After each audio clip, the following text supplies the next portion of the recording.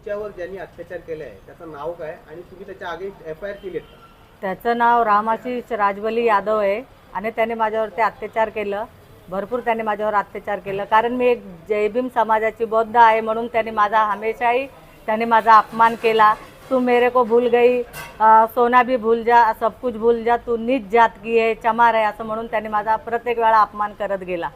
Madam आता तुम्ही FIR केल्याच्यानंतर तुम्हाला काय त्याच्याकडून म्हणजे सुरक्षा वगैरे कसं काय त्याबद्दल काय भीती वगैरे वाटते? हां, त्याच्याबरोबर मला भीती वाटते. मला माझ्या पोरांना तो धमक्या देत होता, माझ्यासमोर बोलत होता. माझ्या मिस्टरांना तो कामावरून काढायच्या धमक्या देत होता.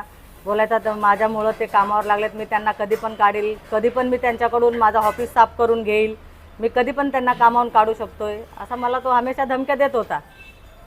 मॅडम आता तुमची मागणी काय आहे? माझी मागणी हे आहे की त्याला ताबडतोब त्याला तो फरार झालेला त्याला ताबडतोब त्याला अटक व्हावी.